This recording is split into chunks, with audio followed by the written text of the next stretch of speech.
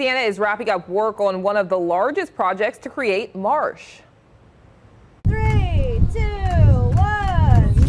1.